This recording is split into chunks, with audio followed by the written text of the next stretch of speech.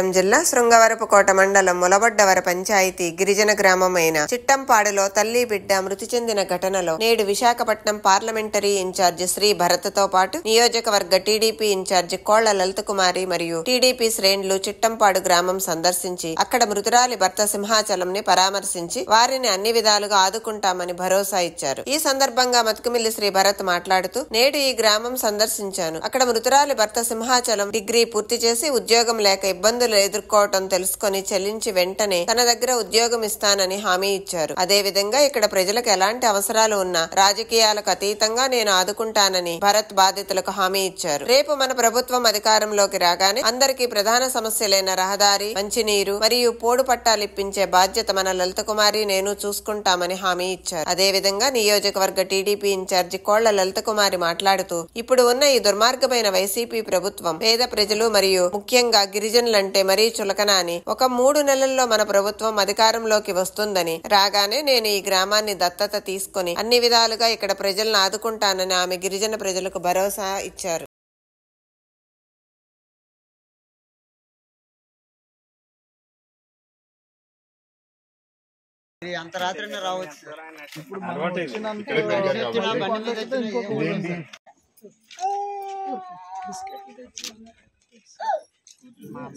Sorry అమ్మా, కుటుంబంలో జరిగింది చాలా బాధగా ఉంది. మనకు అంబులెన్స్ అందుబాటులో లేకపోతే సార్ నా బండి చేశారు. ఈ బండి మీద నేను తీసుకొచ్చాను అన్నమాట. ఇద్దరిని అంటే సెపరేట్ గా జరిగినాయి కదా. వయసు ఎంత ఇప్పుడు నీది? అది ఇప్పుడు 24. అప్పుడు 18 దాటావు కాబట్టి అప్పుడు నీకు ఓటు ఉండింది. రాసుకుంటారు మీ ఇష్టం. ఎందుకంటే నేను వచ్చింది మీ కుటుంబంలో జరిగింది విని చదివి బాధపడి, దాని తర్వాత మళ్ళీ ఇంకో బాబు చనిపోయాడని, ఇక్కడ ఎట్లా ఉంది, అందరి బతికి ఎట్లా ఉంది, జీవితం ఎట్లా ఉంది అని చూడడానికి వచ్చాను. కొంచెం వాళ్ళు అర్థమైంది. నేను కూడా ఏంటంటే ప్రయత్నం చేయగలుగుతాం, కానీ ఈ సమస్యల్లో తప్పకుండా ఇది సాధిస్తాం అనేది చెప్పలేము. అందుకే నేను మీ ఓటు అడగట్లే. ఇది నా చేతిలో ఉన్న విషయం అంటే నేను చేసి పెడతాను, నాకు ఓటు ఏంటో నేను అడగచ్చు. పని అయితే మేము చేస్తాం. ఓటు అనేది ఇంకా మీ విజ్ఞత. మీరు ఎవరికి ఓటు వేయాలనుకునేది మీరు అవగాహన మీరు పెంచుకుని, ఏ పార్టీ ఏ నాయకుడు నాకు అందుబాటులో ఉన్నారనేది మీరు అది నిర్ణయించుకోండి. ఓటు మాత్రం వేయండి. ఎందుకంటే మీరు ఓటు వేయకపోతే మీరు తర్వాత మీరు నిలదీయలేరు. ఎన్ని ఓట్లైనా ప్రతి టీడీలో జరగడం అనేది మీ నాయకత్వం, ఇప్పుడు మా నాయకత్వం ఇక్కడ ఉన్నారు, వాళ్ళే మీతో కోఆర్డినేట్ చేసుకుంటారు. ఆ ఇష్యూస్ కోఆర్డినేట్ చేసుకుని రోడ్ అట్లా రోజు చిట్టంపాడు వెళ్ళాలి అని చెప్పి మొదట స్పందించారు. అలాగే చంద్రబాబు గారు, లోకేష్ బాబు గారు కూడా స్పందించారు. అదేవిధంగా నాకు ఇంట్లో మా అమ్మమ్మ గారికి ఇబ్బంది ఉందని చెప్పి అసలు రాలేకపోయాం, కానీ బాబు అయితే 20 రోజుల ముందు వస్తా ఉన్నారు. ఈ సంఘటన జరిగిన 2వ రోజే స్పందించి ఇక్కడికి వెళ్దామన్నారు. మా ముసలావిడ వెంటిలేటర్ మీద ఉన్నారని ఆ రోజు అసలు మేము రాలేకపోయాము. ఆ తర్వాత బాబుకి కొన్ని పని ఒత్తిళ్ళు ఉండి విద్యా సంస్థలు చూడడానికి అటు వెళ్ళారు. ఏది ఏమైనా నేను మీ అందరినీ కోరేది, మీ కష్ట సుఖాల్లో తోడుండే నాయకులు ఎన్నుకోండి. ఓటు అనేది చాలా విలువైంది. ఇవాళ నాకంటే బాధ్యత ఒక పక్క ఉంది. 2 సార్లు ఎమ్మెల్యేగా మీరు అందరూ అభిమానించారు, కానీ బాబుకి వాళ్ళు ఎన్ని పని ఒత్తిళ్ళు. ఈ 3-4 గంటలు వేరే దగ్గర ఇంకో ప్రాంతం దగ్గర పెడితే నిజమే 4-5 వేల ఓటర్లని కలుసుకునే భాగ్యం ఉంటుంది. కానీ ఇవాళ పెద్ద మనసుతో ఎన్ని ఓట్లను కూడా ఆలోచించకుండా ఇక్కడికి వచ్చిన తర్వాత అడిగారు.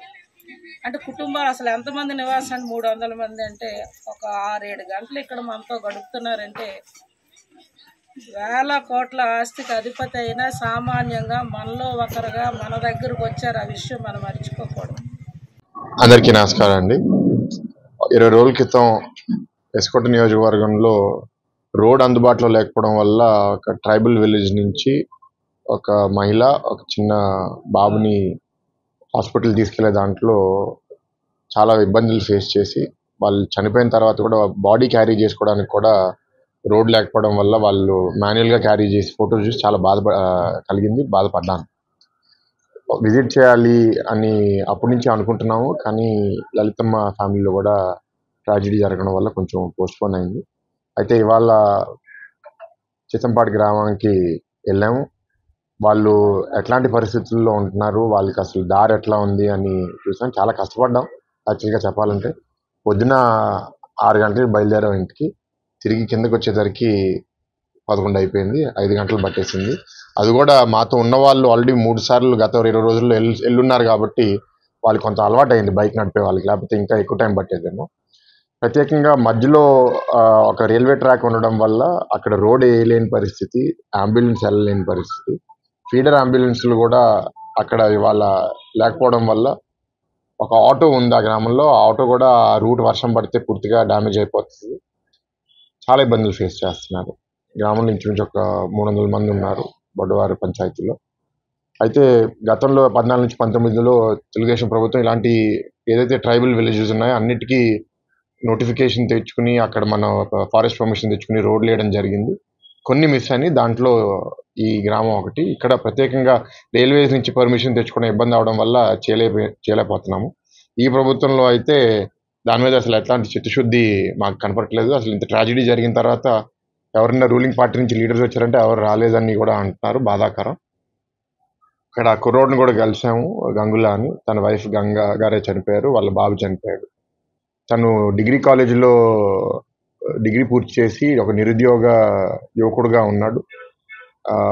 తన గురించి ఏదో ఒక ఆలోచన వ్యక్తిగతంగా మేము చేస్తాం. కానీ సంతోషం ఏంటంటే అంత దూర ప్రాంతంలో ఉన్న వాళ్ళు కూడా మెయిన్ స్ట్రీమ్ సొసైటీలో వాళ్ళు వచ్చి చదువుకుని ఒక అవగాహన పెంచుకుని ప్రయోజకులుగా అవడానికి ఆశపడుతున్నారు. వాళ్ళకి దారి చూపించే బాధ్యత ప్రభుత్వం తీసుకోవాలి. తప్పకుండా ఈ ప్రభుత్వం తీసుకోకపోయినా భవిష్యత్తులో తెలుగుదేశం ప్రభుత్వంలో మేము చేస్తాం.